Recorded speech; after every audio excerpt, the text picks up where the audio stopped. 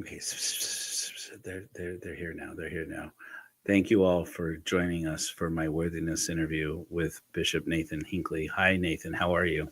Hey, Joe, I'm doing great. How are you? Good, good. It's I'm dressing for the job that I want, which Well, is priest of Satan. well, I just realized that we were going to church, and I need to throw my jacket on. I can't be in church without my jacket. Oh yeah, Give yeah, me no one man. second. Okay, we're gonna let the bishop. Oh no, what's going on with that? Okay, I thought for sure it was gonna be underwear again. There we go. Oh my gosh, with the miss tag. Oh man, Joe, I'm not I was playing not games ready. tonight, brother. Oh man, oh man.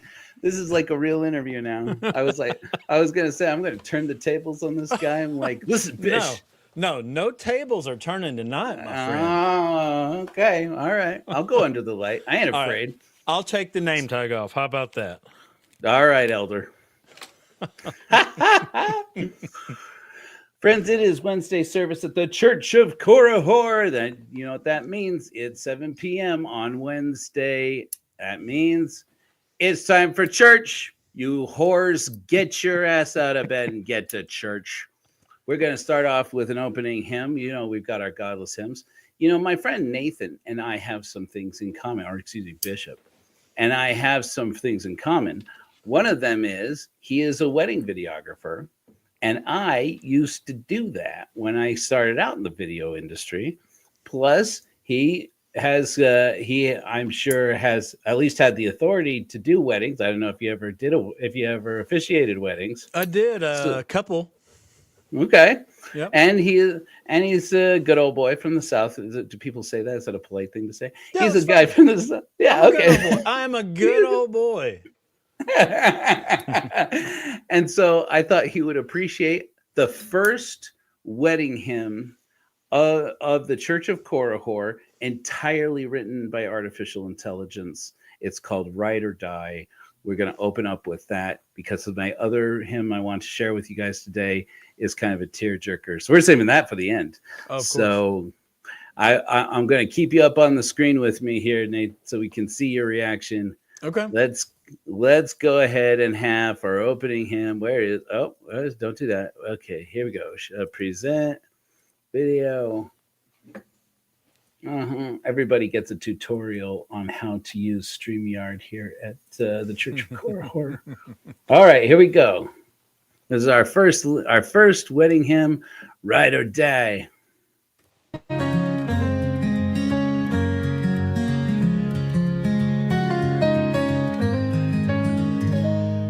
You walk down the aisle all dressed in white. I was sweating bullets, hoping it'd be alright. Priest said the vows would bond us tight, or till we can't stand another fight. Kissing in front of 100 eyes, love in our hearts till one of us cries. Riding this wave with all our might, till we hit that drop from a crazy height. Ride or die, that's the game we play. Love you forever or just one more day. We'll face the world, come what may, or run from each other without delay. We promise to cherish, at least for now, hoping we never have to throw in the towel. For richer or poorer, that's what we vow, until bankruptcy or divorce somehow. In sickness and health, oh what a bet. Hope we can handle whatever we get. From sweet memories we won't regret, to lawyer fees we haven't met yet. Ride or die, that's the game we play. Love you forever or just one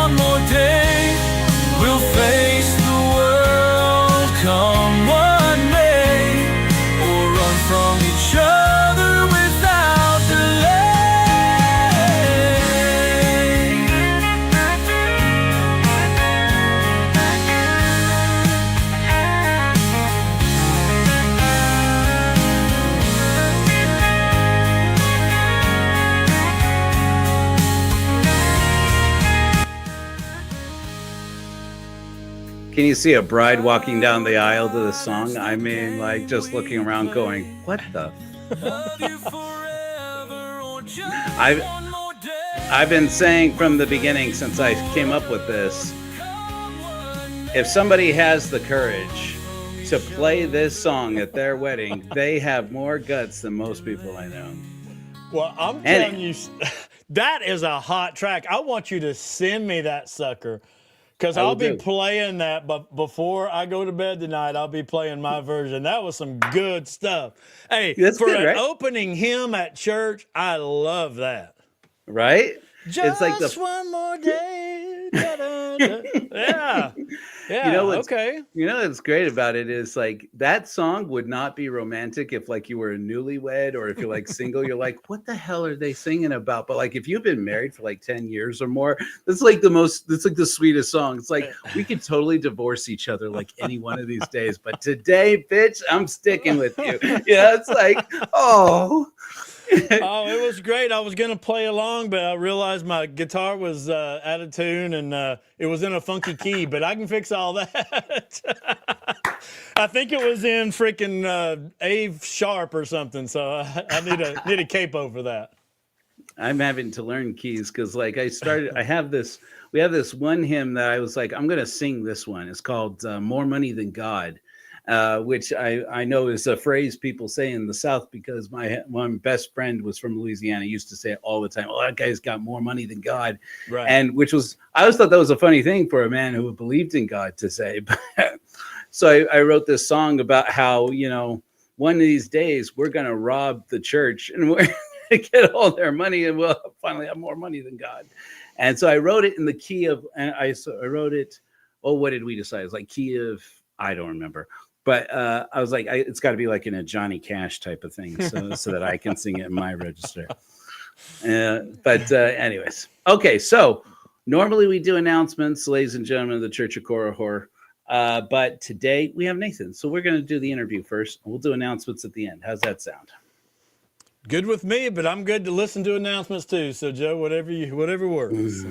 Well, I'll say this much. My boy Elijah and I went down up to Salt Lake City today with some donated blankets for Operation for Rapture 2025, which is our blanket drive. Our goal is before March 1st to gather and distribute at least 300 blankets and then to make and distribute 300 more.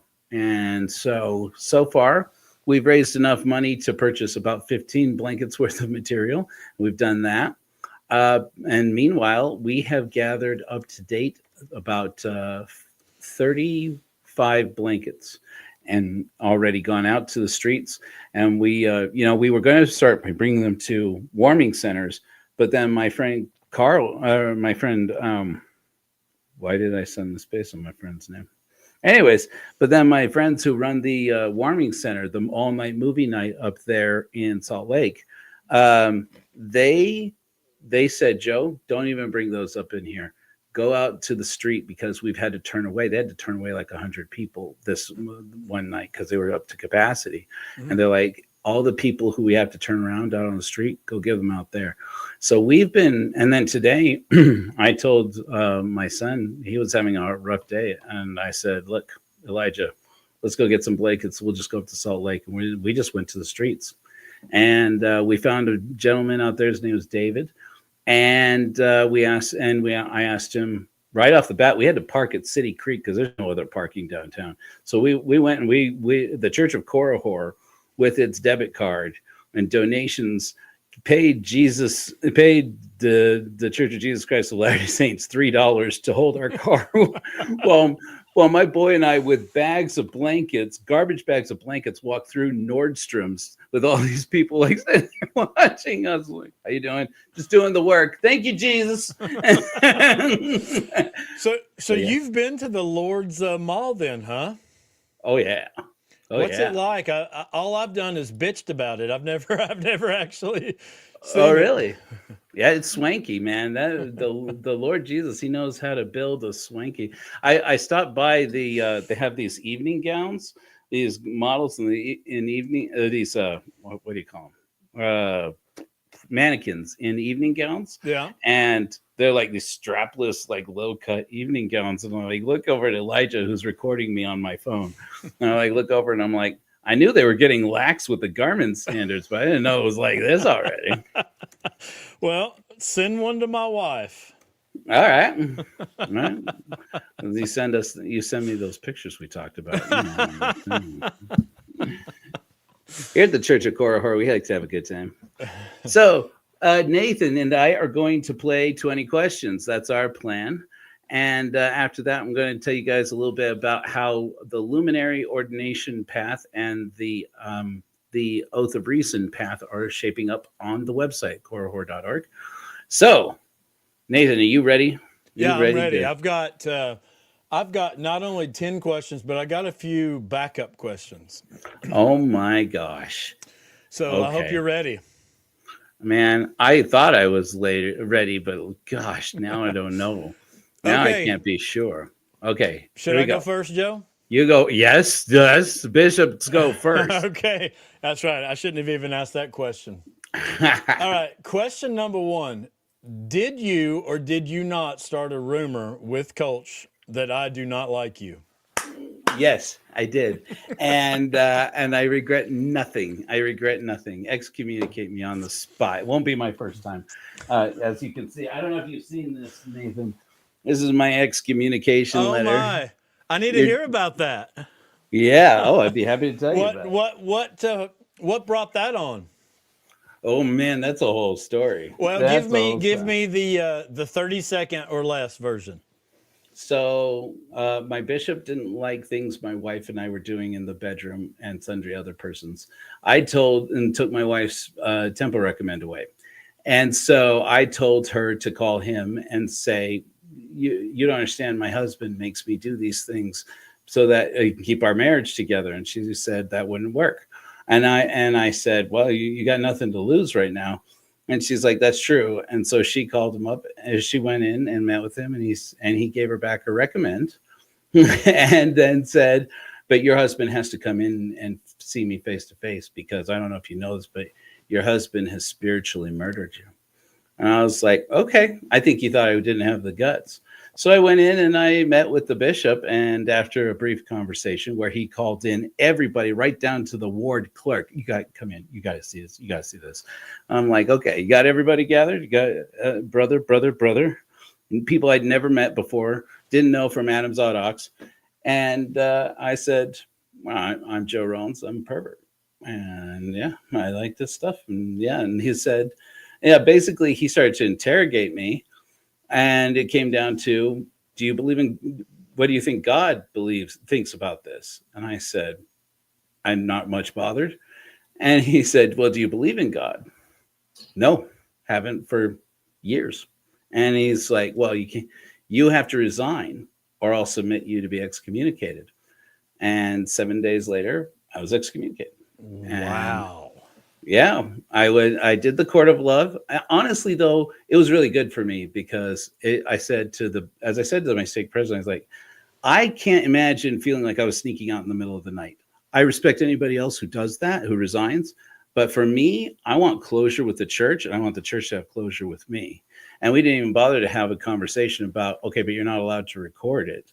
So I mentioned this on Sunday broadcast. I shouldn't be handling this probably, but I believe on this hard drive that I thought was crashed and might be is my recording of my actual court of love. Been trying to dig that out for years now, but yeah, I recorded the whole thing.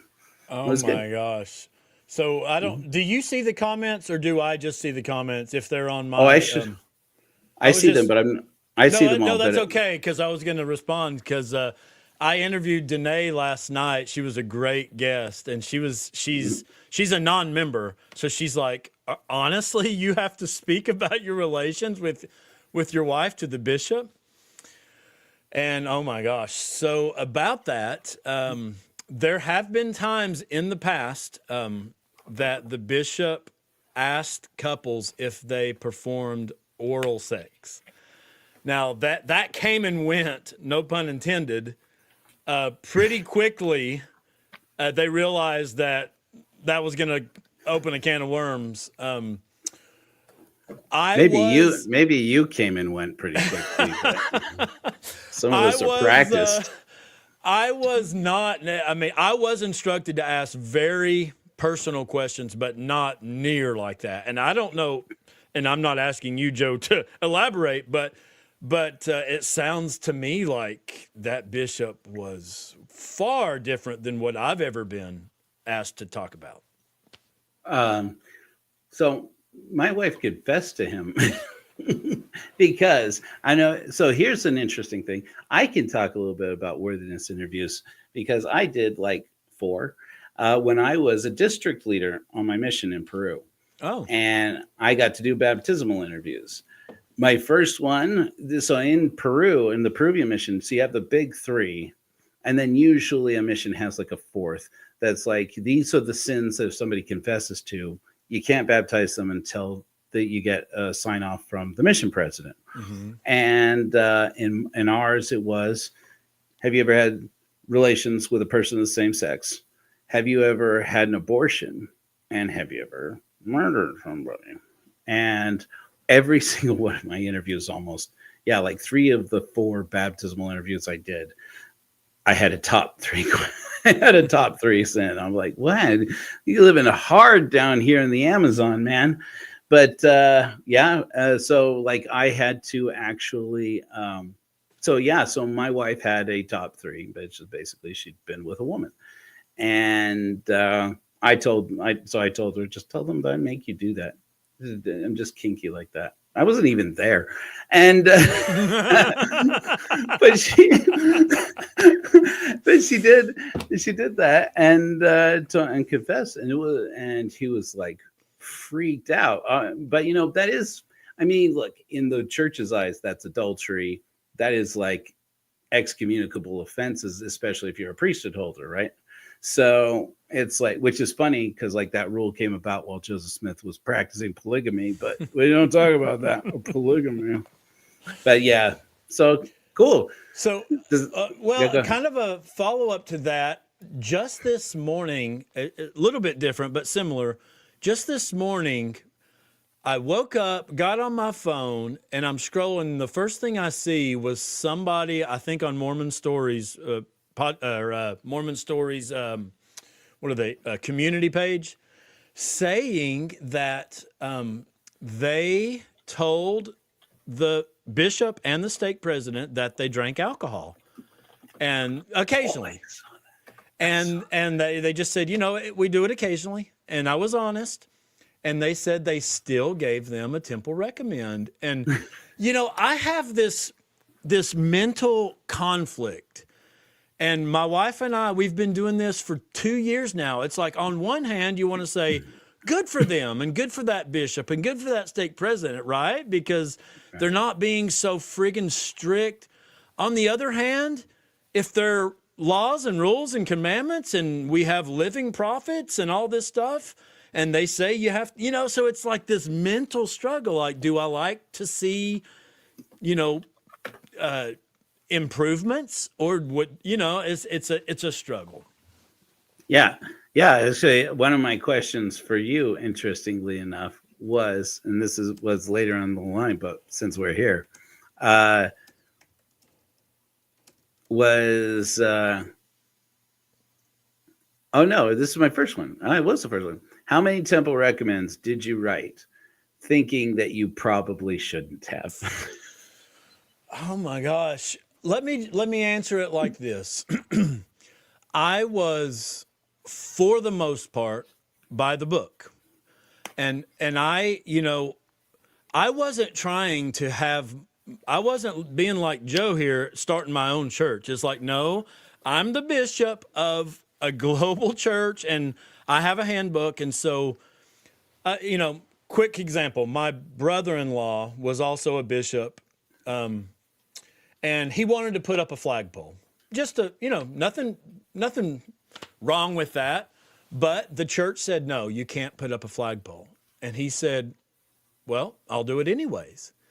And part of me, again, wants to say, go get him, brother-in-law, Right. On the other hand, we have authorities, and if the authorities say no, so I was kind of I love the fact, flagpole, I'm good with that, but it's like, I respected like the chain of authority and all that. So to answer your question, how many did I give? Like, I remember asking one guy, do you wear the garment both night and day as instructed in the temple endowment? And he said, Bishop, I don't wear it at night.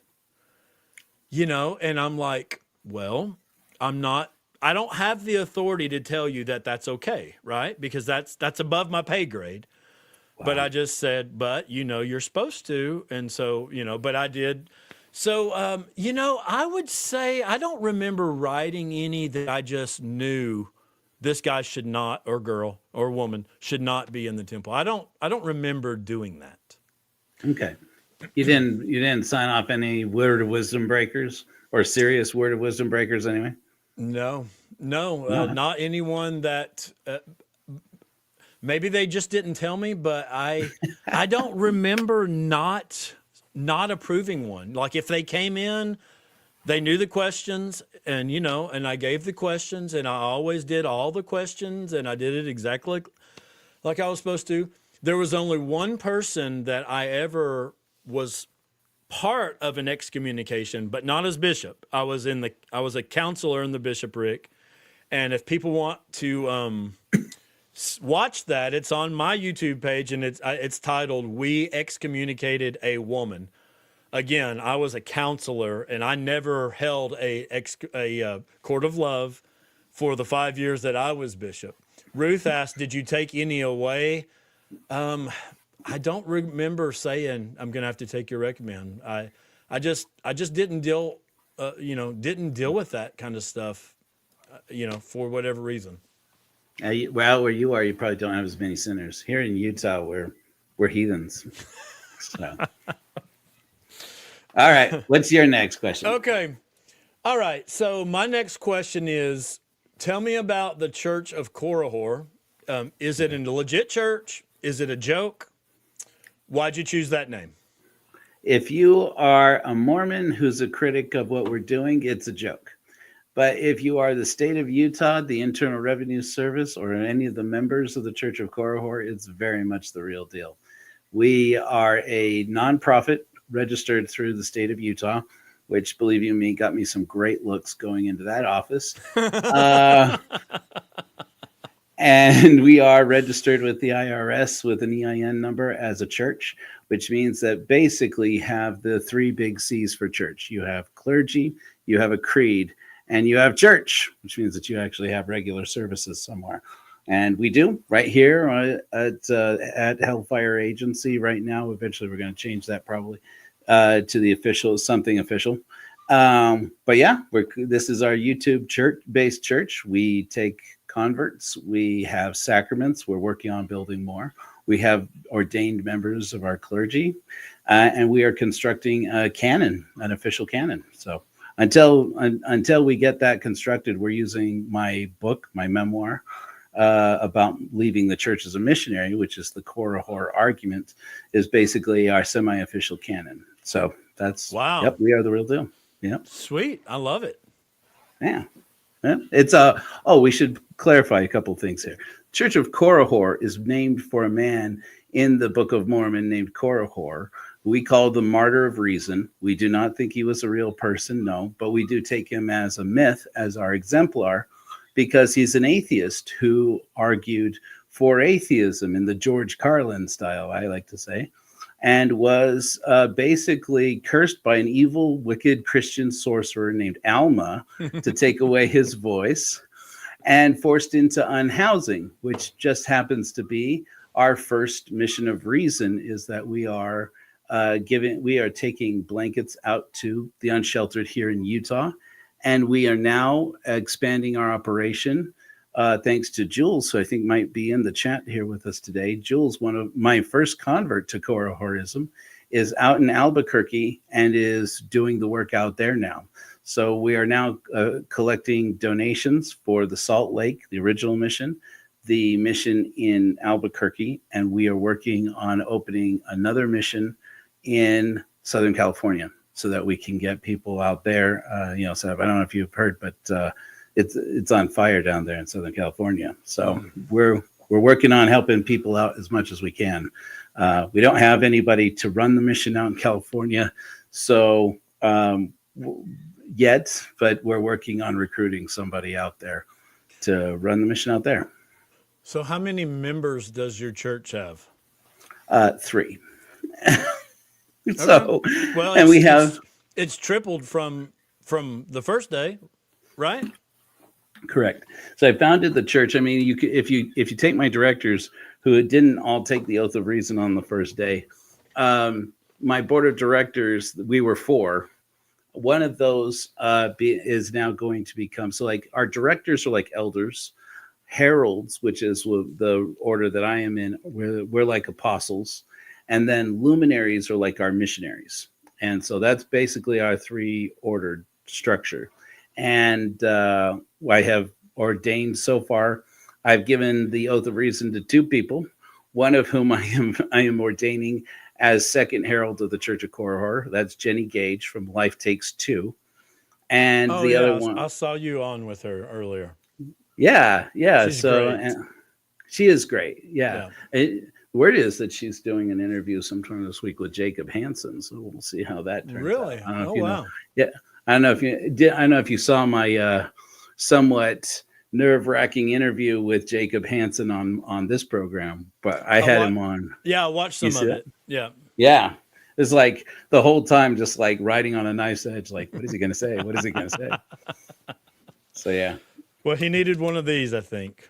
What do you got there? Red, white, and berry Smirnoff. Oh, nice. Listen, I'm the lightest of weights, the lightest of lightweights. But look, Joe, I hadn't had a touch or a taste of alcohol until 2 years ago. Really? Yeah. Nothing. Man. Nothing. How old are you now? I'm 45. My wife will be like, "No, you're 46." But I think I'm 45. Oh my gosh! So you really have gone a long, brave route. I hadn't touched a drop until I was 23, and I'm your age. So I'm hats off to you, I guess. Well, wait a minute. Then I want an extra question on our thing here. All right. Where the hell's the gray hair? Oh, I got it. I don't see no gray. It's this one. Okay. Well, you don't have this kind of gray, Joe. No. What the hell? It's the devil's power that keeps me young. Ruth says, I was going to ask you if you were drinking a bomb pop. It does look like a bomb pop. I was going to say that too. It's like, it does look like a bomb pop. It's like, are you going to blow bubbles? Are you going to break out the Jello? And one of the first parties I went up to here in Salt Lake when Molly and I moved up here, somebody had Jello shots and they were like lime green Jello. And I'm like, okay, that's 2 on the nose. All right. Well, Joe, you're up, bro. Oh, yeah. Okay, great. So what was the first spiritual experience you had during an activity that the spirit would never abide? Oh, God, that's a tough one, Joe. I thought you were, I didn't think you was going to add the little disclaimer there at the end. I am not cool. The first spiritual experience for the spirit. Oh, God, that's tough. Well, okay. I sort of alluded to this a second ago. I've walked a pretty straight line for 44 years. Yeah. Like, I didn't curse. I didn't I didn't watch rated R movies. I didn't go to places that I shouldn't be. I mean, by no means was I perfect. I did the mission, got married 6 weeks after so we could start having sex. Been having sex ever since. It's the best 45 seconds of my day, Joe. So, right. Okay, I'll answer your question. When we were deconstructing, like, oh my gosh, my world blew up. It's not true. How could it not be true? we said, we have got to get away. Okay.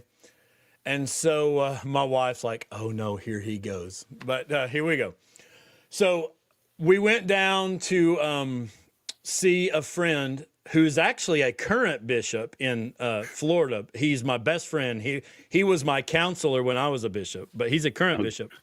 We went down to see him just to get away. And matter of fact, on the way, pretty much, I stopped in at my mom's house, hoping my mom and dad were there to say, listen, we do not believe anymore. And that's a whole nother thing. For one question, why did I feel the need to do that? But anyway, we get to Miami. We're enjoying ourselves. We go to the beach the next day, to Miami Beach, and there is a woman sunbathing topless. Well, I'm going to say, Joe, in answer to your question, that this was a blessing. And my wife will say he's actually right. Like, this was a blessing. I've got, like, kids, like sons. And we all started off, and she was an attractive lady, a little bit older, but very attractive. I think probably from another country. And it started off like all of us, kids, me, my wife, we were all like fixated on this, right? But that experience taught me and taught us all, like, listen, this lady is enjoying herself the way that she feels comfortable. She wasn't doing it in a way to get attention or anything, that's just, and we all agreed, like, I watched my sons be able to walk past her and not even like after 5 minutes, whatever, 10 minutes, they're like, you know what? It's just a woman. It's just a lady. It's just boobs. And we were all thankful for those boobs that day, because it kind of tore down a wall, because we had been extremely kind of, Joe, just living the Mormon life and the no rated R, and this is sin, and you're going to leave your wife, and, just tons of shit that the church teaches you. And it taught me, this is not a huge deal. Like, she's a person, she's enjoying herself, she's not hurting anyone. And honestly, it was fine. And I thought my boys learned and grew a lot. I thought it was a great opportunity for me to just say, this is not some huge, boogie monster that we've been taught. Oh, you can't, I used to get hands in front of my eyes from my wife if watching Titanic. And it's like, oh man, and I'm telling my wife, you have cracks in your fingers, But after that, it was like, you know what? This is not the biggest deal like we've made it out to be. So does that answer your question a little bit? A little bit. I mean, I will tell you this though. Now I know what I need to tell you here, Nathan, as I am currently being moved to tell you that so you can find out now that Kate Winslet's boobs are a spiritual experience. Oh my gosh. In a moment, I'm sure somebody from the Church of Korihor is going to come out in the comments with, we got to play Licked Cupcake now. This is our most popular hymn, is called Licked Cupcake. Have you heard it? I haven't heard the hymn, but I, of course, know your reference there. Okay. Yep. It's a very popular hymn. A lot of women, it's written by AI. I told Suno, I said, write me a song with "lick my cupcake" as an innuendo, and include the references to soaking, to bubblegum chewing, and to cracked vases. And it understood the assignment. I did not change a word of what AI wrote. And I tell you what, that song, women tell me every time we play it that they feel like they have healed spiritually, like they have real trauma healing from their trauma in the church. So yeah. Wow. Yeah, that's cool. Boobs will heal the world, man. I'm certain of it. All right, your turn. Right. I think. Are you ready? All right, I'm ready. I'm gonna skip one. That's why I had some backups. The one I'm skipping was, are you aware that starting a church is grounds for excommunication? But I am. That's part of the Okay. reason why it happened. I'm skipping that one. Don't count that one against me. Okay. All right. What is the most common misconception about an atheist? That we don't believe in anything is probably the main thing, and that's it's like atheism is like I tell people all the time. Atheism definitely has no values. And Sam Harris, perhaps the most notorious atheist on the planet, got a lot of heat from atheists at a Skepticon, an atheist conference, for saying this. But he said atheism is devoid of content. And he's so right. That's so true. Atheism just means that you don't believe in God. It doesn't even mean that you believe there is no God. That may seem like a distinction without a difference, but it actually is a big difference. I tell people, look, atheism has no values, but atheists do. And not all atheist values coincide with my values, but the ones who do, they are Korahors. They just don't know it yet. And I said, look, if I could start a church in the name of anybody, I'd have started it probably in the name of Carl Sagan, the Church of Carl Sagan, or the Church of Christopher Hitchens. But I guarantee you both of those guys would have hated that. And so I won't dishonor their memory that way. I said, so we need a legend like Jesus, a person who wasn't real, but does embody the values, the principles, and whose story lends to what values we share. And immediately I thought, well, that's Korahor.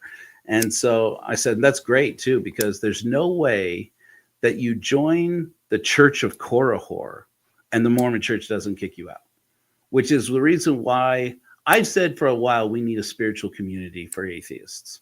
And not all atheists, just ones like me. But then when I found that the church was making it harder for people to use quitmormon.org to leave the church, that's when I said, that's it. Because as you said, Nathan, the church, I was excommunicated for apostasy and conduct on becoming a member of the church because I effectively stood in front of a stake presidency and a high council and told them Joseph Smith was a pervert and a hebephile and a liar and a charlatan. And it was like, that's it, you're out. And wow. So my stake president, interestingly enough, tried to get me to confess to porn addiction to kick me out rather than doing that. And I was like, wow. No, kick me out for apostasy. I'm like, I'm not addicted to porn. And he's like, really? I'm like, do you really think you can kick people? He's like, it's apostasy. He's like, no, he says it's adultery. I'm like, porn. I'm like, you realize you would have to excommunicate half of this stake. And he goes, oh, I don't think so. I'm like, oh, are you kidding? And let me tell you this, and half his bishopric or stake presidency too. Surely so, surely. And so I said to him, well, what about apostasy? And he said, you don't get kicked out for apostasy unless you join another church. And I said, that is not true. I said, they excommunicated the September 6th for apostasy. They're excommunicating, at that time, they were looking at excommunicating John DeLynn for apostasy. I'm like, he's like, yeah, but you have to teach somebody false doctrine or something. I'm like, or get them to leave the church. And he's like, yeah, something like that. I'm like, I've convinced dozens of people to leave the church, and I'm writing a book to try and convince more people to leave the church. And he's like, oh, all right, well, we'll kick you out for apostasy then. I was like, Kirby. But see, here's the thing. That is the rule still, that if you join another church. But if a person is an atheist, what church do they join? So I said, let's get, hey, Tessa's there. He wants the late cupcake. I mean, the song. Excuse me, Tessa. And so I said, this is it. I told my wife, I said, this is the moment. The Church of Korahor is going to happen. And she got nervous for a minute and then she said, all right, do it. So that's the urgency for why it had to be now. So now people can leave the Church of Jesus Christ of Latter-day Saints and other churches, because other churches have the same rule, some of these other churches. And, if you're an atheist and you want to leave that church and join a spiritual community for godless people, go to korahor.org. We're here to receive you. Nice. Receive you. Yeah. Hopefully, I answered your question. You About did. It's a great answer. about Yeah, course. appreciate that. Oh, my turn. Now we turn the tables. Okay, here we go. Here we go. If you had stayed and become the prophet, what's the biggest change that you would have made? Okay. Well, I'm going to have to qualify this a little bit. So you say if you had stayed, but are you, am I taking everything that I currently know and feel and, Yeah, okay. from your position now. Okay, because I wrote one of the first things I wrote. So I've been podcasting for 2 months, but I've been writing on Facebook for 2 years, and that writing got me called into the stake president's office, and he said, "I want to talk to you about your Facebook account." I said, "That's fine," and I said, "I'll come in and talk to you under one condition. I want you to read everything I've written so you have knowledge." And I put it all in one email, and I sent it to him, and he read it. And one of the first things that I kind of took some heat for, and at this point, I still had a lot of active believing members on my Facebook page. Now, not so much. I just called it, "I Can Fix the Mormon Church." And so the entire premise of this post is simply every problem that you or I can point out all stems back to the church claiming that they speak to and for God, literally, right?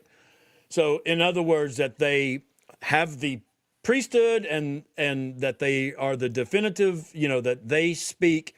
And they don't just speak on their own behalf. They're not just giving their own ideas, but they're speaking for God. And that's why they say, well, we don't know why God, kept the priesthood from from black people. We don't know why God, it wanted polygamy. It's always God's fault. He's the one that told us to do it. So if I could fix one thing, if I was to change one thing, I think it would fix them all. Because if you come across something you don't like, you don't agree with, you just say, And honestly, they're kind of starting to do that. We just talked about this with the word of wisdom. I don't really believe in that. And apparently now the bishops are saying, okay. But if you can just say anything that you do not like that a prophet or apostle has said or taught, that you can just say, he was just giving his own, his own ideas. He's not speaking for God. It's just his own opinion. Then that fixes that problem and every other problem. Right. So if I were to fix it, I would just say, quit claiming that this priesthood is exclusive, that we have something that other people don't have. So that's what I would do. Cool. I dig it. That would solve a lot of things. In my excommunication, I remember looking around the room at this high council, and the prepared statements I had. If you bring in an iPad and you're recording on it, you can set it so it's recording in the background while you're pretending to look through your notes, or actually reading from your notes, and they can't stop you. And so I had my iPad there, and I remember on the line I said, because, brethren, everything that you and I have ever believed about this church is false if Joseph Smith is a liar. And I remember seeing like 3 heads in that room go, just like that. Yep. So, yep. Your turn, sir. Okay. No little factory questions. That one's coming at the end. Oh, okay. Don't rush it, Joe. You have to take time on some stuff. I'll get ready. Okay. The stake president asked me in that same meeting, he said, okay, well, if you're going to step away from the church, where are you going to get your moral compass from? And let me just also say that this stake president legit is an awesome guy. He truly is. Like at the end of this meeting, he says, "I'm just going to tell you straight up. In my opinion, you are a better man, a better guy now than you were before as a true believing member." Like he was a great guy. I have no problem with him. But that was one of the things he said. He says, "I know when a lot of people step away, they just, just start just living a crazy life and doing whatever, So he said, "Where are you going to get your moral compass from?" So I would ask you, how would you answer that? How would I have answered it then, or how would I answer it now? Well, now, like where do you get your moral compass from for decisions? You just shooting from the hip, or more or less. So we have a phrase I like to use called "flash in the dark," which is to say, I believe that we didn't exist before we were born, and we don't exist after we die. So in this brief moment in the dark where you actually flash. We exude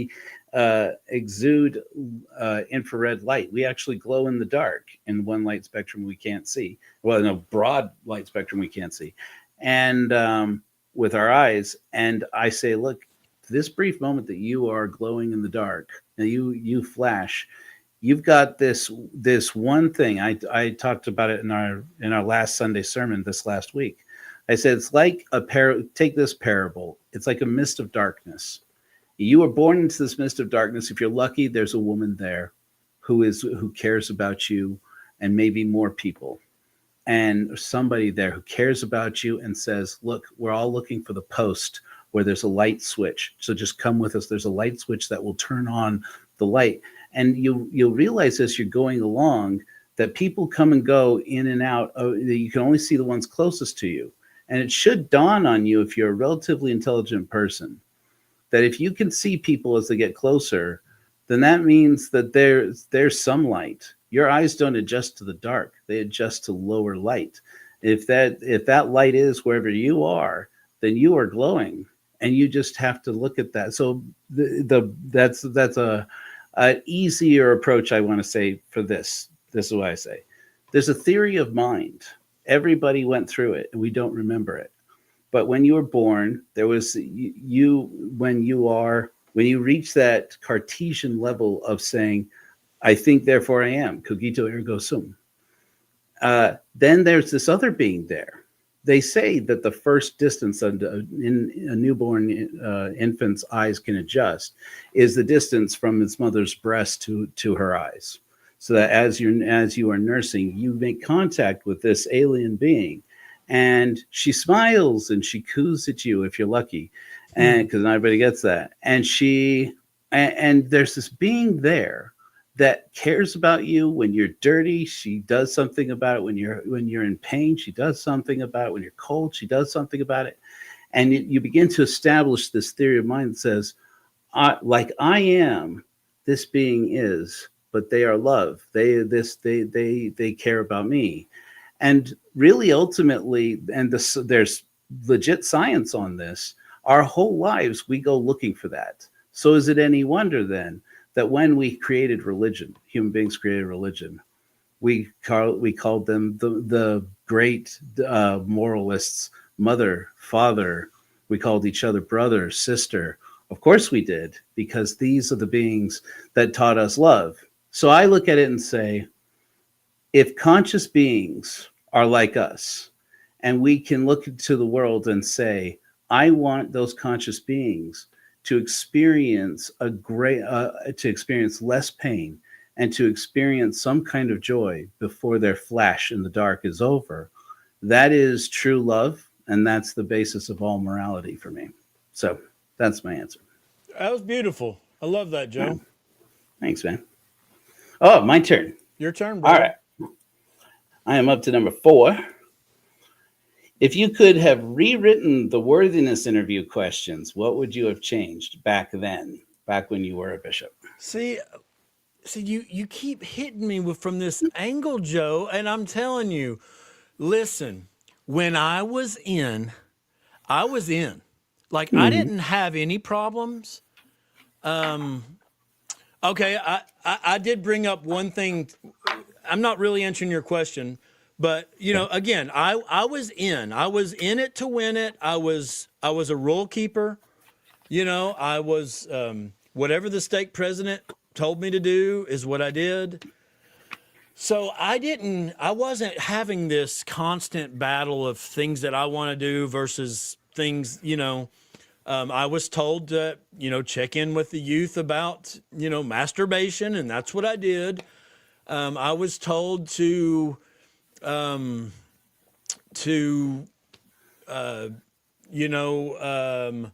count the tithing with 2 people and take all this damn time every Sunday. And that's what we did. I mean, we followed the rules, but I had something I was going to say. What was it? The question was if you could rewrite. God.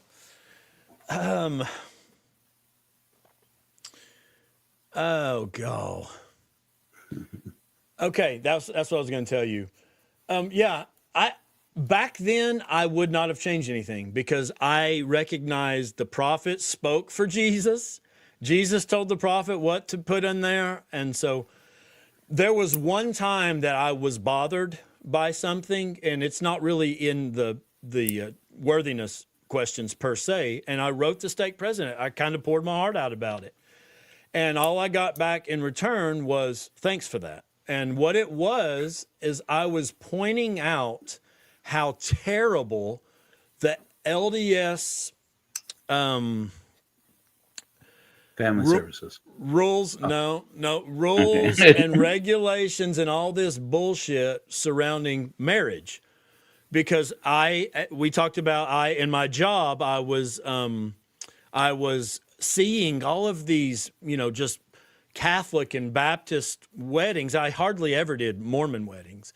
And I saw that it was a joyous coming together of families. And I witnessed grandmothers just in tears that they were able to live long enough to see their granddaughter get married. And it was a beautiful experience. And then I contrast that with what we see in our church and how, most people know this, that, depending on the family situation, you're going to have some people that can't attend the wedding. Maybe a whole side of the family can't if one of them's a convert. If back then, if you got married first, then you couldn't go straight to the temple. You had to wait a year, so they punish you. There were so many just crappy, ridiculous things. And I poured my heart out like, we're really screwing up. I know a person who left the church because she realized that her family wasn't going to be able to come to her wedding, and that kind of cracked her shelf. And that's not answering your question, but that was one thing that I saw that other people were doing it so much better. And I said, President, we need to fix this. And he just said, thanks for that. Now, Joe, as you probably know, a lot of those rules have changed.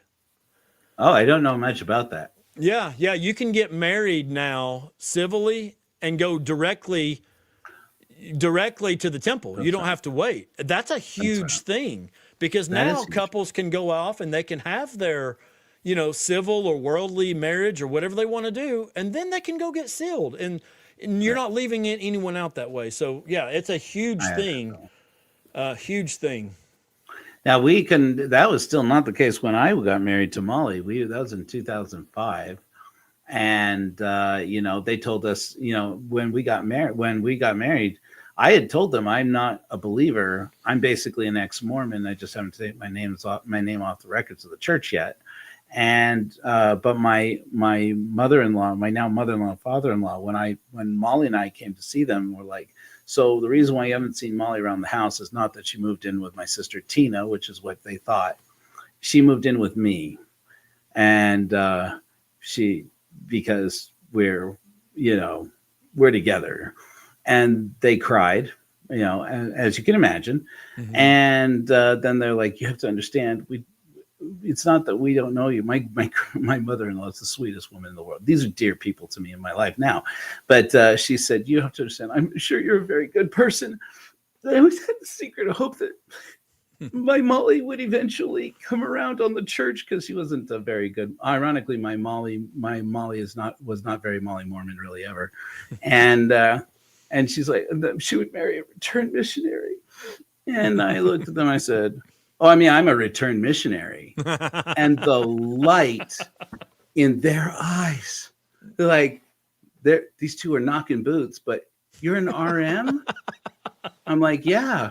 And they're like, where did you serve? Which shouldn't matter. This shouldn't matter. But I'm like, I served in the Peru Lima North Mission. I still remembered how to do this, you know. I served in the Peru Lima North Mission. And all of a sudden, it was like the lights all went on in the room. Armoli's going to marry a returned missionary. I'm like, I'm an atheist. I don't care. But then the next thing is they were like, well, we'll get you guys married then. And then you can, in a year, you guys can go to the temple. I'm sorry. Did you guys catch any of this? I drink alcohol. I do other substances. I am an atheist. I studied theater and film production in school. I am a heathen. No, we can fix all that. We can fix all that. Yeah, we didn't fix that. So, I was going to say I was ready to answer the question and whether I liked you or not, but I'm going to save that to the end. Okay. Yeah. Oh man. Now Hey, you're gonna lump it in with the little factory questions. Jesus. Let me mention this comment from Coleman because I love that now. Of course, he had asked me back then, and what Coleman says is this should be the only temple recommend question. Are you worthy of a temple recommend? Or do you want to go to the temple? Or or something like that. That should be it. Mm-hmm. But being asked back when I was in that space was different. I'll go. That's a great one, Coleman. I'll go you one better. I'll Mormonify that even more for you.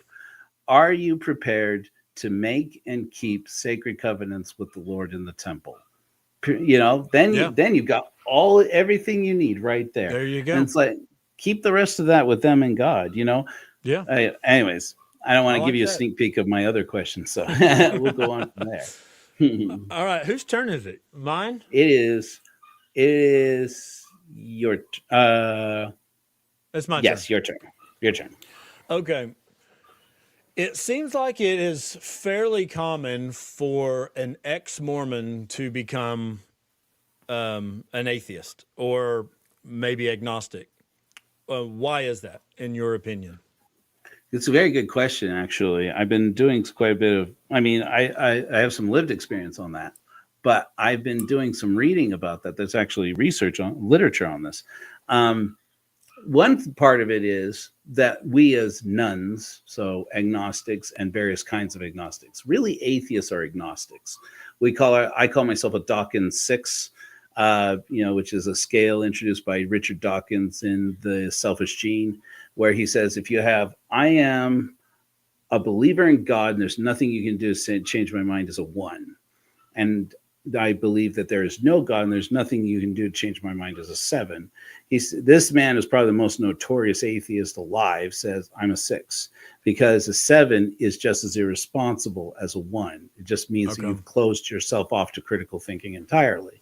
Okay. And that's a real struggle for a lot of atheists and agnostics is, how do you know you haven't crossed over into a 7?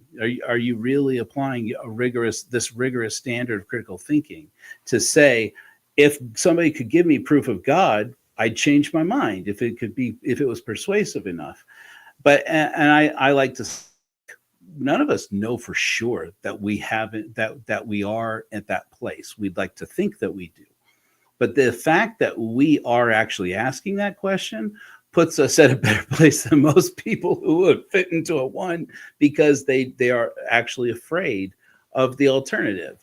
And I have empathy for those people. I mean, if you have to believe that there is a God to feel like life is meaningful, suffering is meaningful, and you have to believe in God, that there is a God so that you can be a good person, I tell those people all the time, I'm like, if that's true, what you just told me, then I will not say a word to try and persuade you that there's no God. You go on living your life. You do what you have to do, because God, flying spaghetti monster, help us all if you lose your faith, because apparently you're a dangerous person. So, so I think, but so it's interesting. I've been doing some research. James Fowler was a theologian, and Britt Hartley of No Nonsense Spirituality turned me on to his work.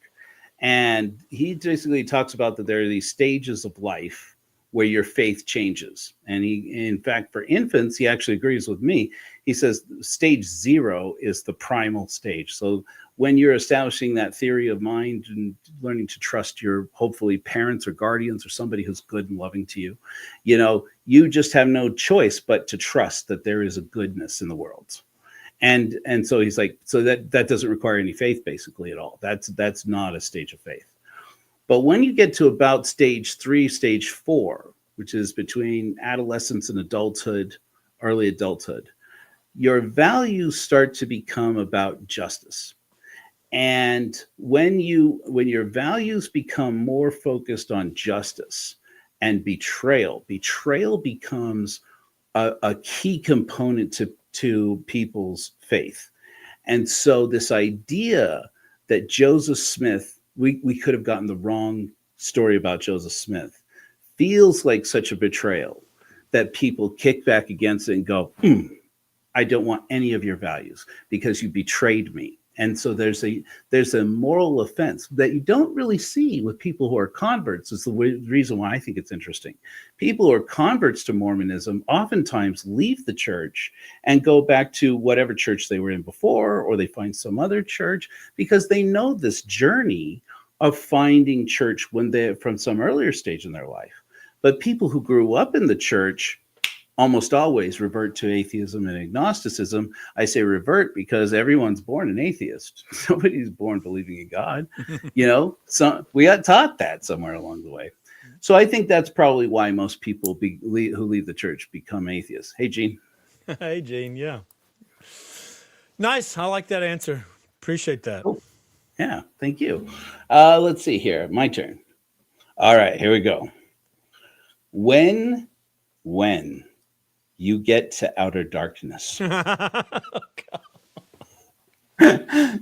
who do you hope, just for Schadenfreude, that you will see there? Oh my gosh. Why do you do such hard questions? Mine are like little. Did you ever play softball? Like church softball, you just lob it in there.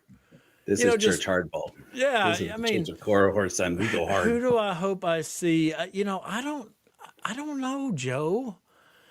I mean, I know there's people that have died that I loved and I want to see, and I don't really care where I see them. One was my grandpa, and he died during COVID. If I'm in outer darkness, as you say, then I hope he is too, because he was. I'm going to use that as my answer, but I want to say this guy was basically a non-member or a less active all of his life, but the absolute best guy you'll ever know.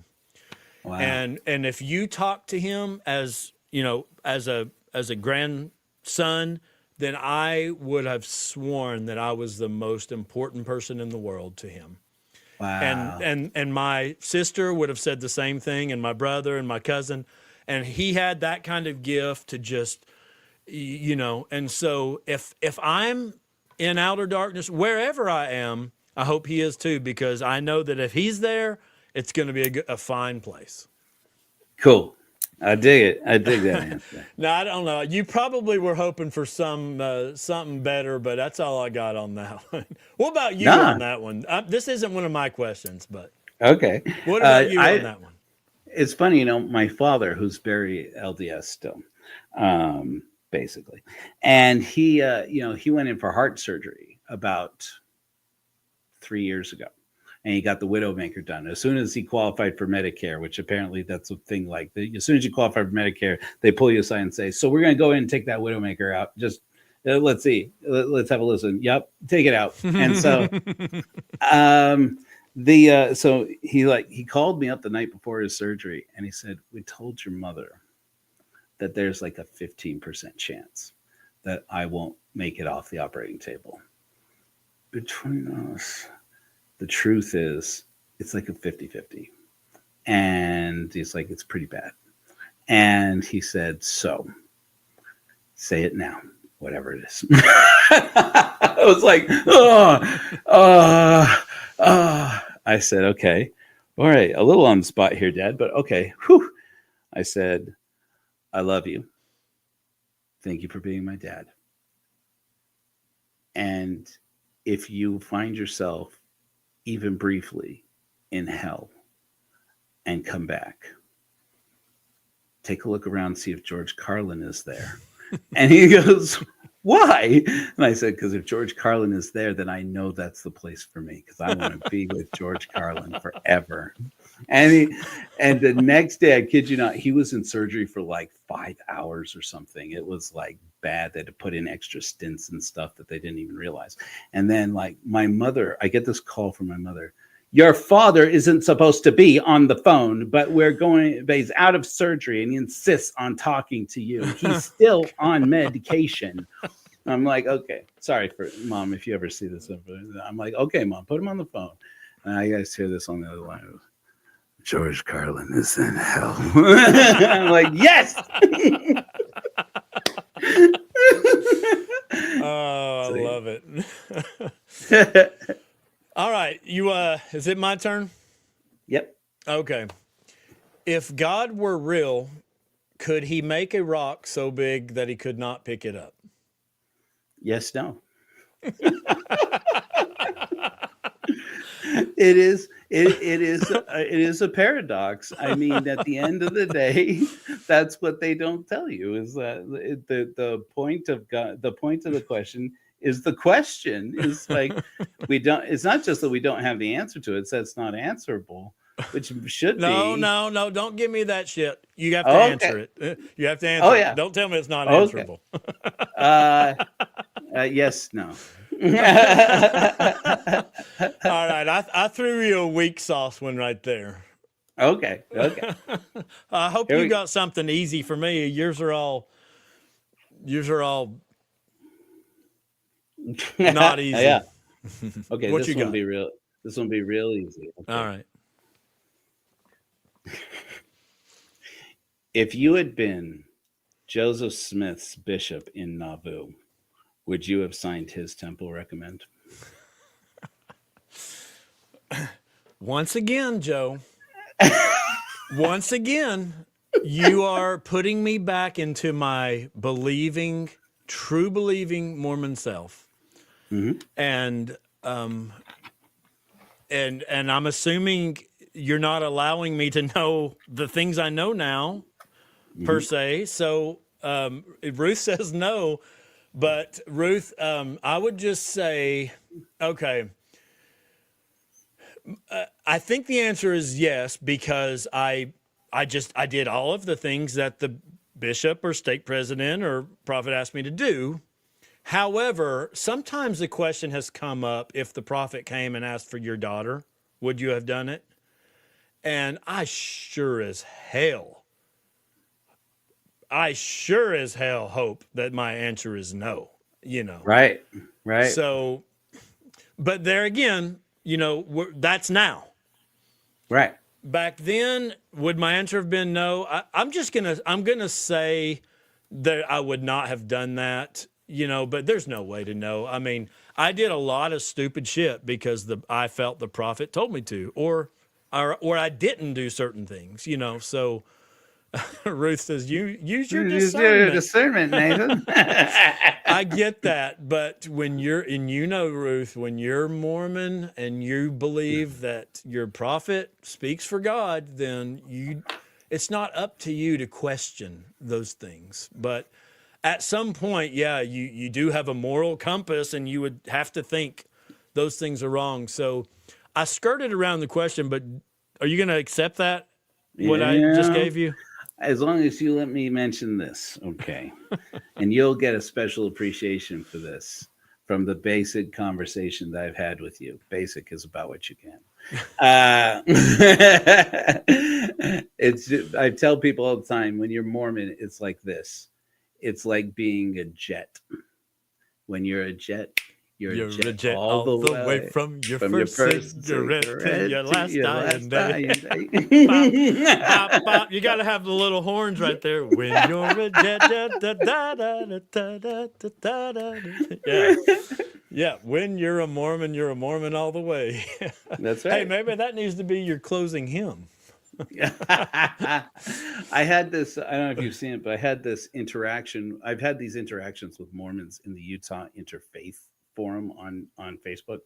And one of them got real mouthy with me. And he said, you can't start a church based on godlessness.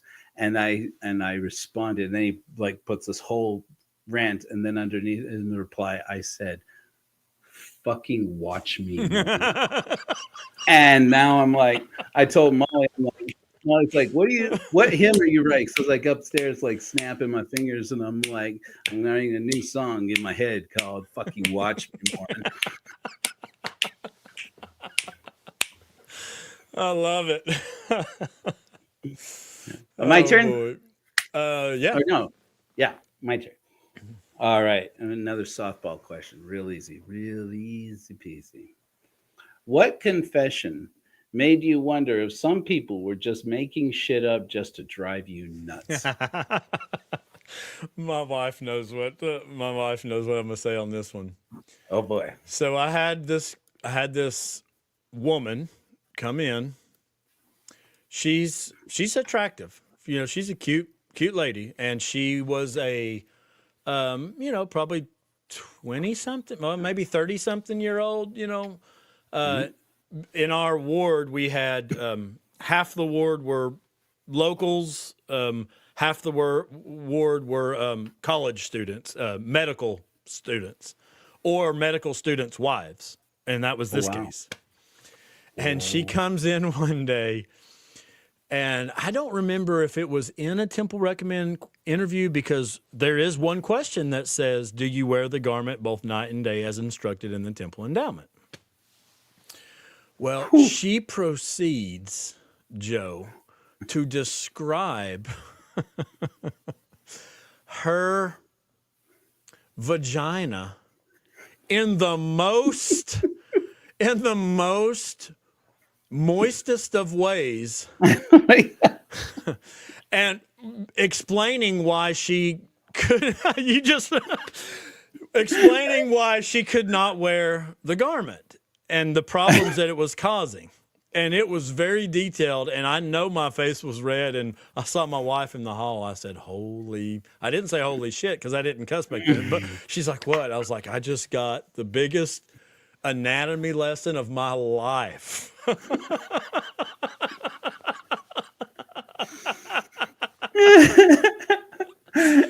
This must have been during the 50 Shades of Grey era, I'm guessing.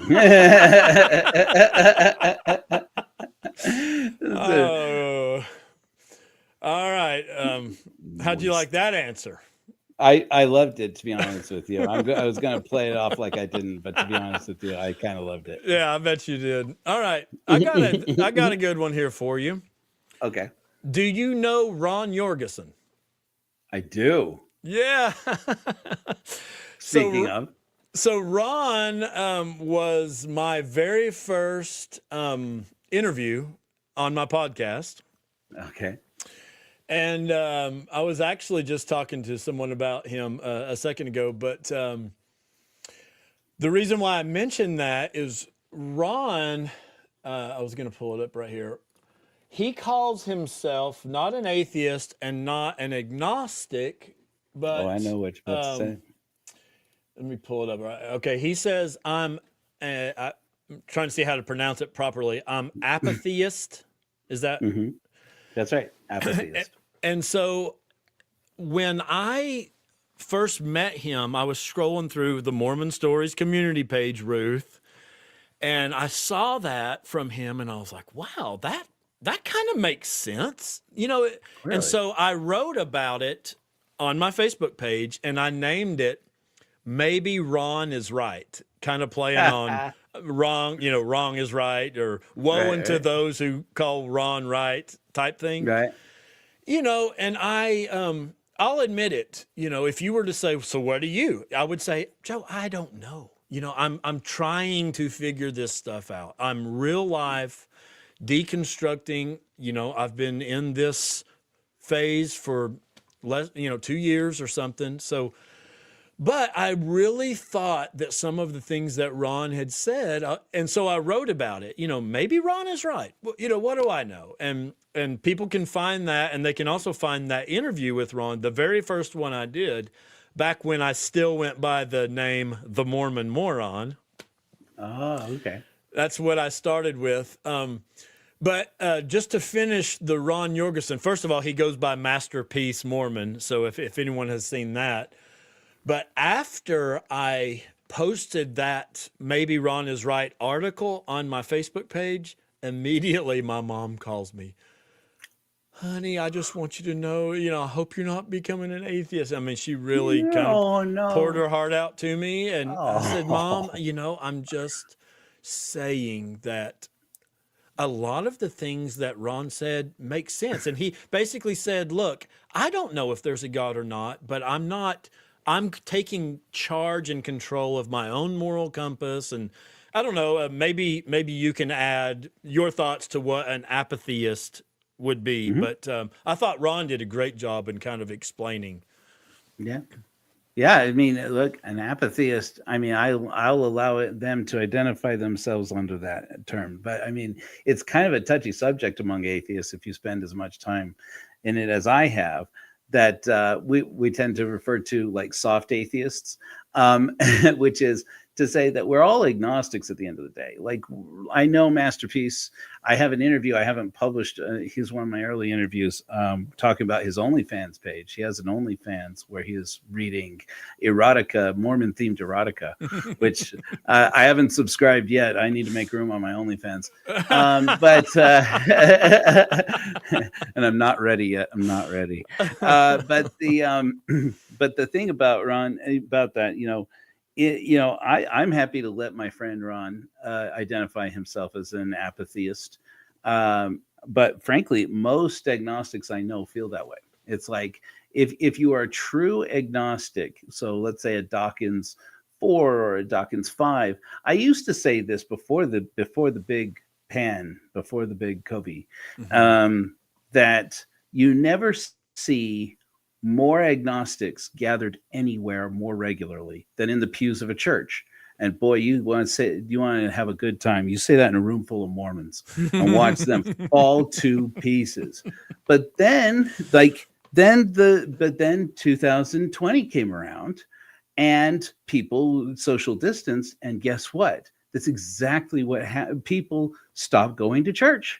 And it's like, and now the LDS church here in Utah, while people are freezing in the cold, they're selling churches up here. Like they're selling $1.5 million. You can buy a church, a Mormon church house. They're good buildings too. The real estate is worth that at least. And so it's like, I've been saying, I'm like, guys, we got to, right now we'll raise up money for blankets and get blankets because that's what we can do immediately. Right. But I've been saying, let's raise $1.5 million. Let's go to the Mormon church and say, sell us a church building. We'll take it. And then we'll just turn that into a 24-hour library that people can go and read a book any time of the day or night, and comfortable reading nooks where they can go. Hey, Diamond Dave. Hey, Dave. So people can go and read a book all night and maybe even close the door. Maybe we'll give them a blanket. Maybe we'll give them a pillow, so they could read all night. Right. Because they can stop us from turning them into legally, they can stop us from turning them into homeless shelters. And legally, they can stop us from using them as warming centers, shockingly enough. But the reason why they have all night movie night right now, literally right now in Salt Lake City, is because they can't stop the churches from playing movies all night. And I said, let's make it even easier. It's a 24-hour library, and you can't tell us who we can or cannot allow to come in and read a book. And so anyways, we'll see if we can do it. If we can't buy a Mormon church house or like an LDS church house, we're thinking we might have an opportunity, and this is a sad story, but also kind of maybe with a good ending, is that, the Community of Christ Church, I don't know if you know people connected in the former reorganized church, the rumor is that they've seen their last Easter. They are probably going to fold. That's why they sold that's why they sold the Kirtland Temple and all of its artifacts, all those artifacts to the church. They've got to get their balance sheet back in the black so that they can basically close up shop and walk away. Wow. And so, and now you think about it, this is a small church compared to the LDS church, but they have church buildings everywhere. And one of them is one of the few warming centers that they have here in Salt Lake City. So I'm like, man, if we can't get the LDS church to sell us a building, I believe you me, as soon as I have the dough, I'm going to try. But if they won't sell it to us, we'll go to the Community of Christ and we'll buy one of theirs. And if not, there's a couple of Christian churches, one in West Jordan that we're particularly interested in. And then there are churches all over that are opening that are trying to sell their properties, close up shop, and just quit because people don't go to church anymore. So I've got a guy, his name's Tyler. I've been talking to him and had an interview set up with him, and it fell through for a different reason, but he's with them. Seems like a great guy. He's like, yeah, I'll come on and talk to you. And I'm looking forward to doing that. And it's a shame that if they do have to close their doors, but anyway. Yeah. It's an interesting situation. Is that me? It's you. Then? I asked if you knew Ron. Yeah. Yep. I do know Masterpiece. He's a good man, and his ascots are beyond reproach. Okay, so that's all my prepared questions. So I have this one for you. What if you could see something about a godless church? Doesn't have to be atheist, because in the Church of Korihor, you don't have to be an atheist. We just don't preach gods, and we don't pursue gods. And our oath of reason says, I abandon all gods and seek only the light of reason. And what do you think, for people who have experience in ministry, bishops or otherwise, would draw them to a godless ministry? Well, I think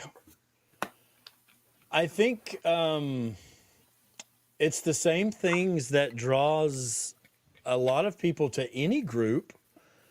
Either they get some sort of value out of, like a camaraderie type thing. I call it a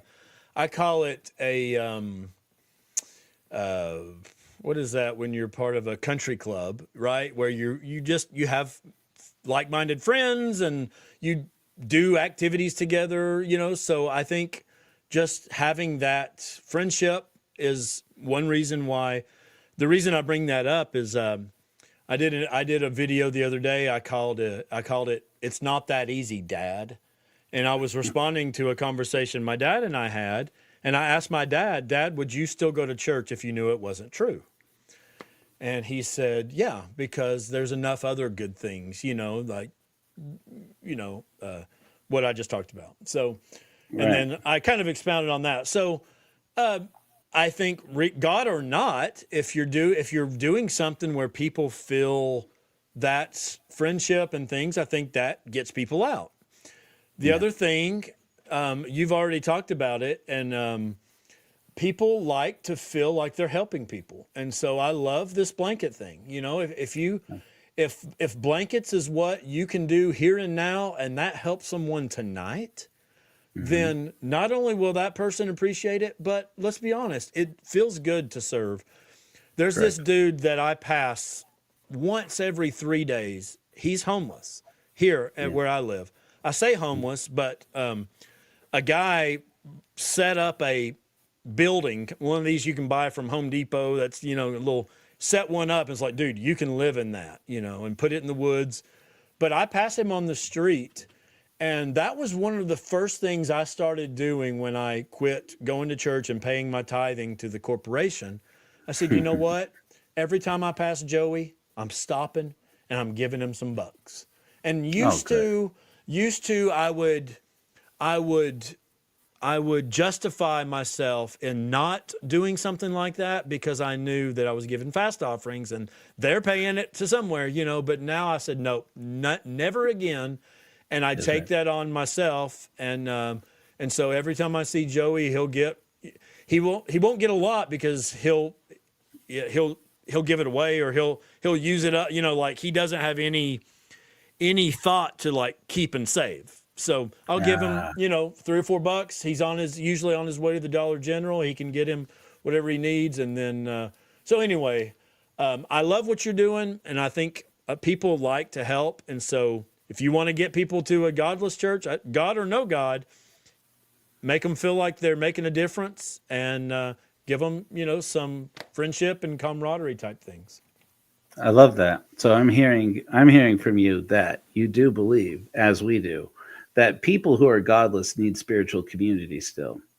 And I'm hearing from you that if people feel that a spiritual experience is serving other people, and that appeals to people who have been clergy, whether that's lay clergy or otherwise. Yeah. Cool. Yep. I like it. All right, I'm getting into my personal priesthood. Boy. Joe, do you have financial obligations to a former spouse or children? No. Holy crap. I get that. I'm not former children. Well, okay, I have a child who's an adult. She's a former child. I've got more. Have there been any sins or misdeeds in your life that should have been resolved with priesthood authorities but have not been?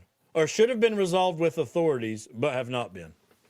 So many. And I try like hell every day to commit as many as I possibly can. And every time when I'm done, especially if there's like a friend, a lady companion, maybe an associate involved in said sin, I like to put my finger to the sky and say, Hasadiga Ibawai. Oh, I wonder how many people will get that reference. Oh, hopefully all of you. I got it because I love that we finally went to see that the other day for the first time. I would have never seen that as an active Mormon. Are you kidding me? No way. No, yeah, but no, it came to town. So we're obviously talking about the Book of Mormon musical. So I do not recall. That was well. I did have one more, and I'm going to allow you to not answer this, but I allow you to not answer this, Joe. But our stake president told us, listen, bishops, when you meet with your young men, now to his credit, he didn't say young women. He said, don't ask them if they masturbate. Just say, when was the last time? Listen, Joe, you do not have to answer that, but I had received that instruction from my stake president that's the way that I should frame that. That's telling. Well, I'll say this. That's pretty progressive in one way and totally regressive in another way. Because, the answer to your question in brief is... Don't tell me. I don't want... I don't want you to say, 2 hours ago. That's weird. It wasn't 2 hours ago. I was distributing blankets 6 hours ago in Salt Lake. I've been too damn tired, man. I am a heathen and a godless whore. But I also get tired. I am 44 years old. There's the moments where even I go, I don't know, maybe later. Okay. Oh, that's all my questions. I don't know if you have any more. Yeah, no, that's been good though. I think this is really good. I mean, so okay, so my last question, final, and bring us back around is: do you not like me? Oh, okay. So halfway into the interview, it was becoming apparent to me, like, I like this guy. Like, Huh? I was wanting to find a reason not to. And I thought, well, he doesn't have enough gray in his beard. I was having plenty, but in the end, I like you, Joe. So whoever you told that nasty, filthy, what was it? A nasty, Nasty, filthy, filthy affair, a yeah, filthy scrape. yeah. Whoever you told Filthy that remark. nasty, filthy scrape that I did not like you, that was a bold-faced lie. I think you're a great guy, Joe. Cool. All right. I just wanted to be clear. I'm like, so I told Coach, I think I told Gene, and I told somebody else whose show you had been on, or who you'd had on their show, had on your show, and I said, look, if Nathan Hinckley won't go on my show, if he won't go on the Church of Korah Horror, and I get it, but if it's because he doesn't like me, that's cool. But you just need to let him know. Okay, Get ready. So I was going to explain. I was going to explain why you might have got that impression. Okay. The reason is all of this shit is new to me. Like, especially, I've been hooked on Mormon stories and, Mormonism Live and RFM for a long time. But I mean, I didn't know who Cultural Hall was a month ago, or or so. So all of this kind of stuff is new to me, and so I just simply didn't know who you were. You popped up in the comments a few times, and I was like, Church of Korah, that sounds interesting, but so. Information overload, in other words, like there's so much, there's so many people. I reached out to, what's her name? You mentioned her earlier today. Teddy Gage. No, the other woman. She has Beth Magnetic. She has an awesome podcast. She's atheist. Jules. No, you mentioned her, and I reached out to her to ask her if I could talk to her. Let me see who it was.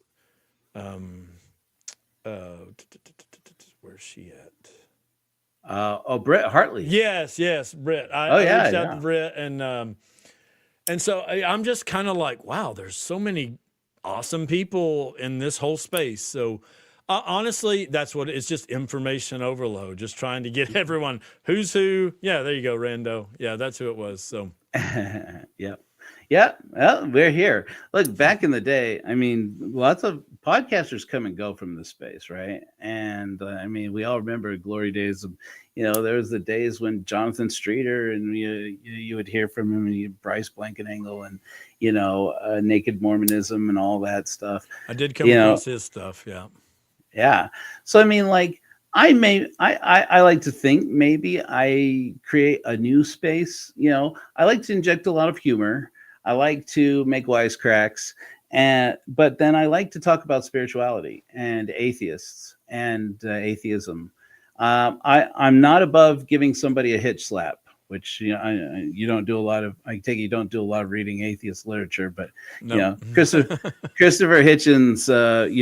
We used to refer to it when Christopher Hitchens would lean into somebody with atheist rhetoric. We called that the hitch slap. He loved that back in the day, and it was of course past now. But I love it as much as any atheist. I love to make an arrogant charlatan feel like crap. But some years ago, I wrote the Korah Horror Argument. I published the Korah Horror Argument a few months after I was excommunicated. And in there, in the introduction, I put something I still believe in today. This has been over 10 years now. And I said, I still believe we are not wrong to attack belief in God as atheists and ex-Mormons. But I do believe that the approach of an attack could be wrong, because there's some there, first of all, I've been around this enough, ex-Mormonism enough, to see people who I insulted when they were believers, and I hitch slapped when they were believers, and then leave the church. And then you're in this uncomfortable moment where you run into them at a meeting somewhere, and it's like, oh, hey. And they're like, oh, yeah, you. It's like, okay, you weren't wrong. Just like you said about Masterpiece and his thing. Okay, you weren't wrong, Joe, but you could have been a little gentler about it. And I'm like, dang, you're probably right. It's good. So I tell people all the time, like, yes, if you need to give a hitch slap to somebody, let it be a charlatan who's out there telling people that all gay people are going to hell or something like that, right, and then give it to them. Make him feel it. Make him feel that atheist heat. But otherwise, remember that we were all in this journey. Just like you said, look, I was in all the way, from my first cigarette to my last dying day. That was me, baby. And so it's like, if somebody had leaned into me when I was still Mormon, because I lost my faith in God when I was a missionary in Peru. And that was the most devastating shock for me. And as I tell people, I mean, I've been working on a ritual for the Church of Korihor that only Brett Hartley gets. Everybody else who hears it kind of gets weirded out by it. It's like, okay, whatever, dude. But Brett Hartley, who is an atheist spiritual director, if you guys don't know, has a master's degree in religion and spirituality. And she said, oh, I do that with clients all the time. People pay her to get an hour or two of her time so that she can, as atheists, to help them to navigate spiritual healing as atheists. And she said, oh, I do those all the time. And that's I call it an exoration, which means to consume in fire. But I said, I've been telling people for years, I need a funeral for God, because yes, I am an atheist, but there's a part of me I've learned over the years is my inner child, and my inner child is Mormon. I told Jennifer Finlayson Fife in an interview I did for a documentary I never finished called Mormon Sex, which, by the way, might wind up getting finished after all, because I did some incredible interviews talking to incredible people, especially women, about Mormons and sex. And she said I told her, I know this woman who is an atheist and an ex-Mormon. And I told her what you do, because Jennifer Finlayson Fife, one of the things she does is to help women who are Mormon to be able to bring themselves to achieve orgasm. And especially a lot of women in the Mormon church and otherwise aren't able to achieve orgasm, for most of their lives. You can live your whole life and never have an orgasm, which I think is just a travesty, unless of course it's what you want because you're ace or whatever. But I talked to her about this, because she has this thing where basically she tells women usually when they're coming in for therapy, counseling with their husbands, and she'll say, do you believe that your body is made by God, designed purposefully by God? And they say, oh, yes, of course. And she says, do you believe that everything about your body is designed by God with a purpose, a heavenly divine purpose? And they say, well, yes, of course. And then from the basis of that theology, she says, then what is the purpose of a clitoris? And they don't know. And she's like, because she says it's easy for men. We can figure it out. Men have a penis. What is a clitoris on a woman is a penis on a man, but it's a functional. It's the polyglot of functioning organs, because it's waste removal and it's fun and it's reproduction and it's all this.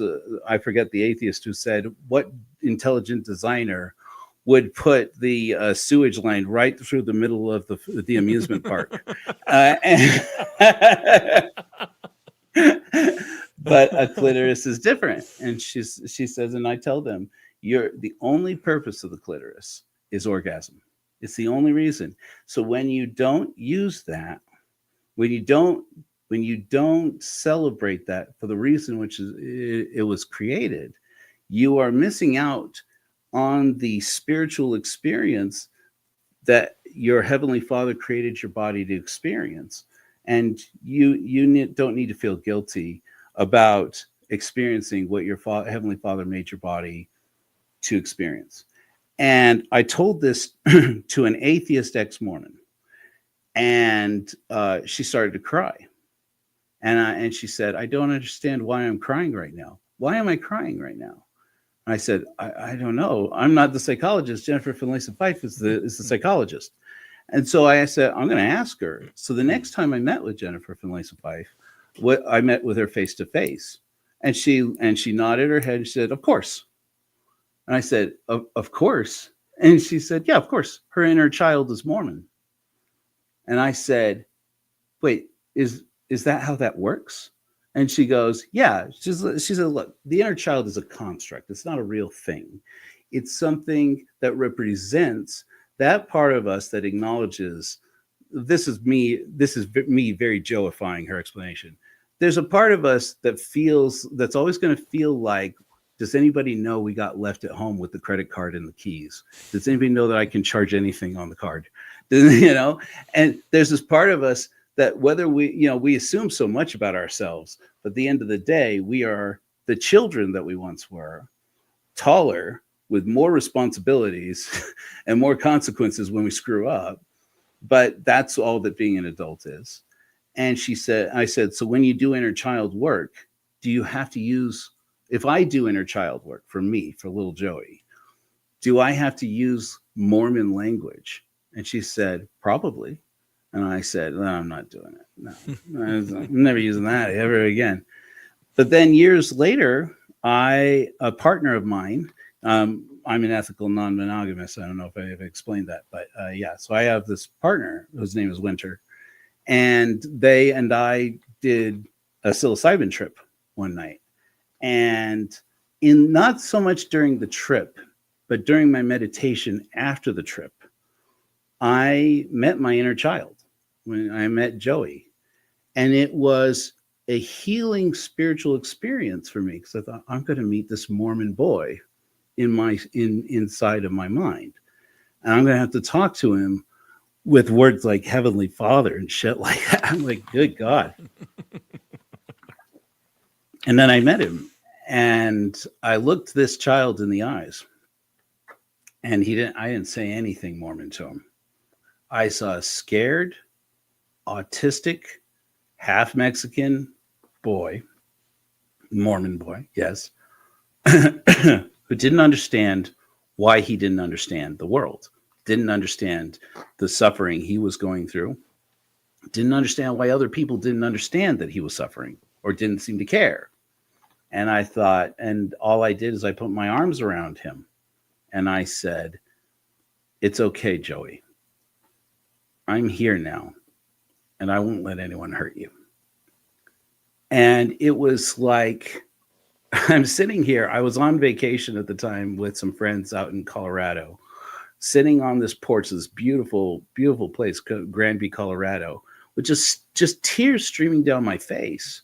An atheist over 20 years having a full-on spiritual experience with a brain loaded up with magic mushrooms and healing 40 years of religious trauma, and more than that, autism trauma and trauma of a boy who did have to tell his bishop when I was 14 that I played with my little factory and got the little blue pamphlet for young men only, and wound up looking in the bishop's drawer after my bishop. You mentioned this.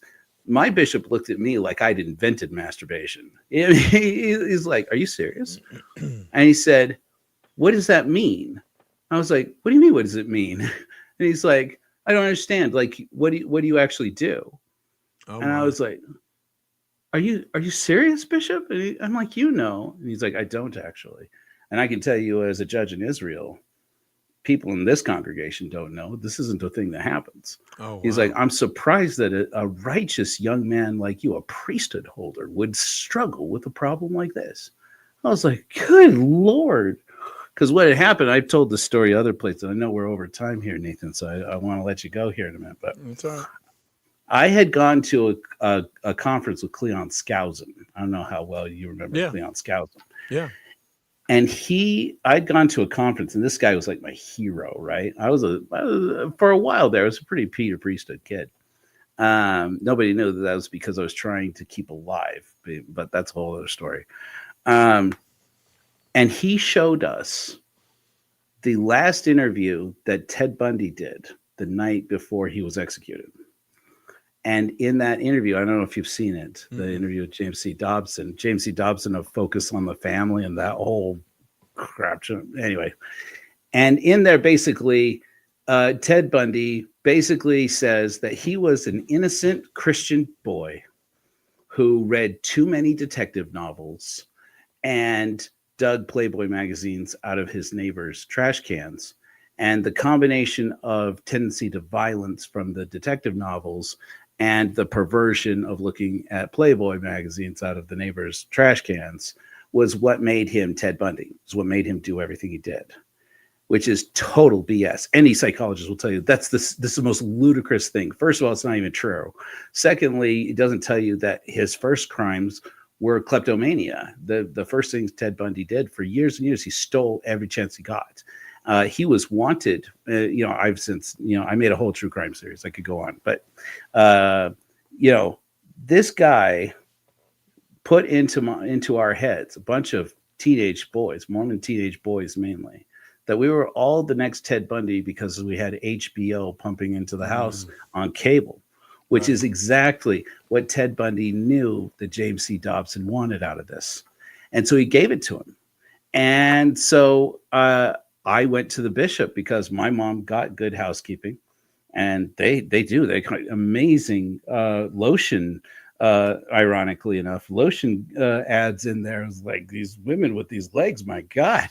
And me and my little factory, we had some times. And I like to say, some people's little factories are littler than others, and I think maybe Boyd K. Packers was the littlest.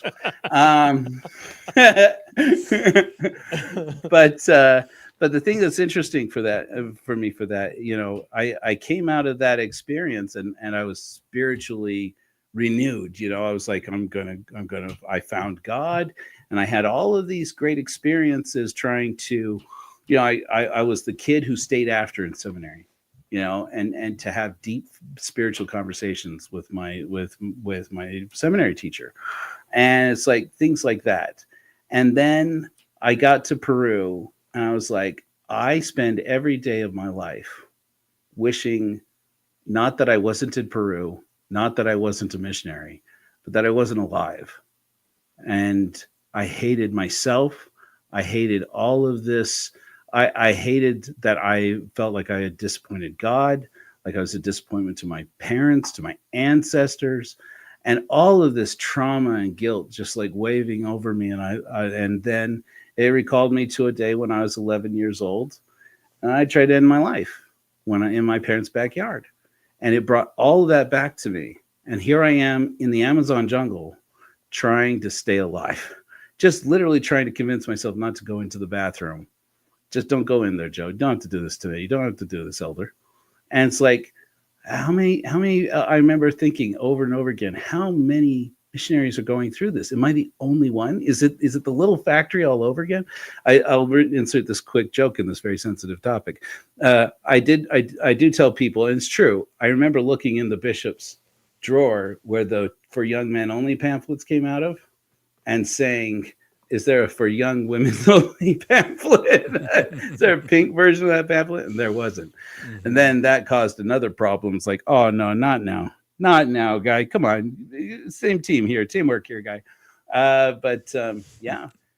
And around that time, I realized it was on my mission. I realized all these doubts about Joseph Smith and the lost pages of Lehi, all these stories about the Book of Mormon, all these stories about Joseph Smith's polygamy, all these things that I put on the shelf and put on the shelf and put on the shelf and put on the shelf and put on the shelf is all just bowing and bending that shelf. And I remember at that moment thinking, okay, Joe, you just have to deal with this. Okay. Let's put this away because you've got to get back to the work. And I said, what is the thing that really weighs me down? And I thought, Korihor. Alma 30, Alma chapter 30, Korihor teaches basic critical thinking about God. And if that's coming from Joseph Smith's brain, Joseph Smith knows that there is good, valid reason to doubt God's existence.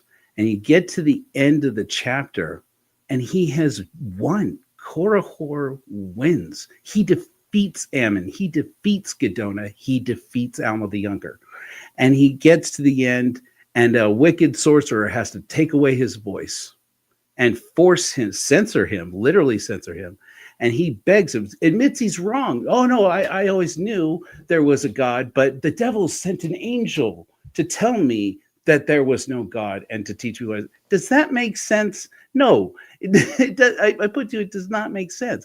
And so it's like all of a sudden there's this panic you can read in the text.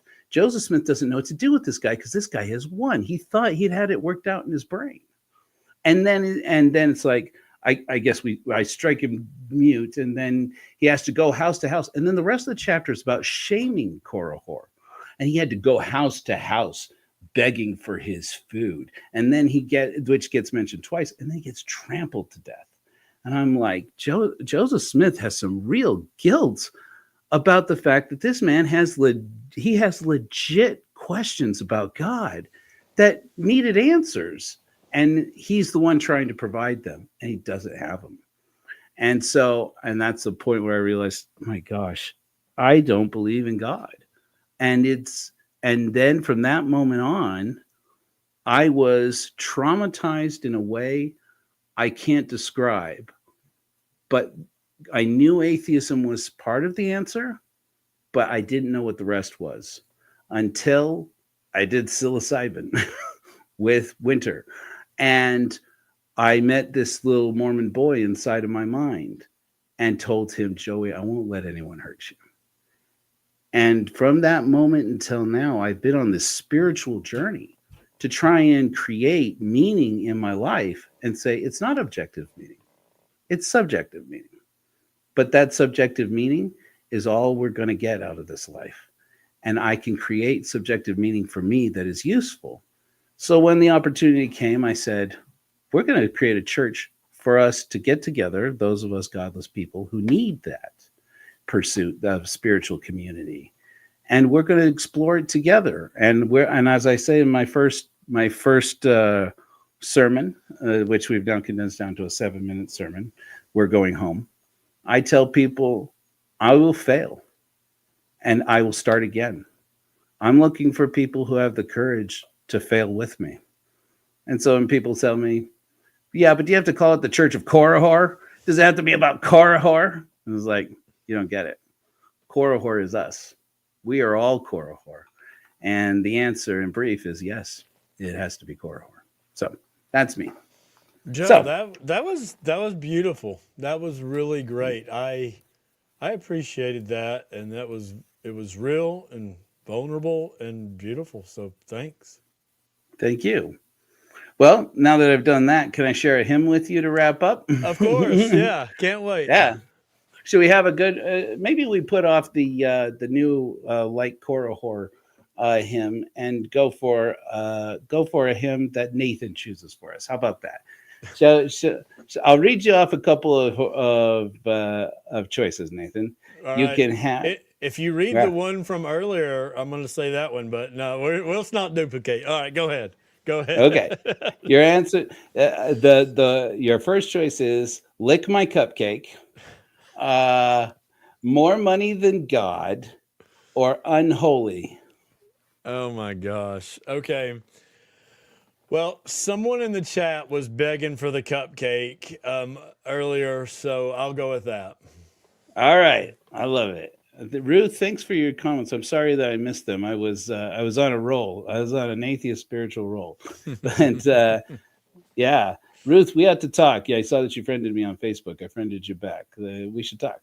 Okay, ladies and gentlemen, I want to say before we wrap up, thank you to Bishop Nathan Hinckley for being here, ex-Bishop Hinckley for being here. And he's all right in my book. So, all that stuff I said about, I hope he trips and falls. Don't do that. ladies and gentlemen, let us have Lick My Cupcake. And let all of you who have religious and sexual trauma related to your teachings about chastity from the Church of Jesus Christ of Latter-day Saints, let you herein be healed. Gum stuck to my shoe, heavy petting in the neon hue, cracked vase on the kitchen floor. I get what I want, then I want more.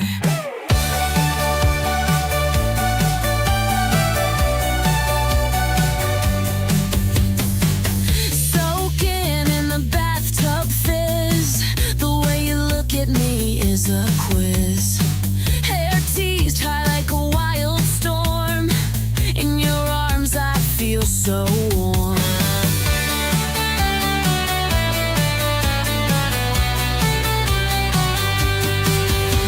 Lick my cupcake, sweet sensation, it's a sugar-coated invitation. Don't you know it's such a sin when you don't dig in?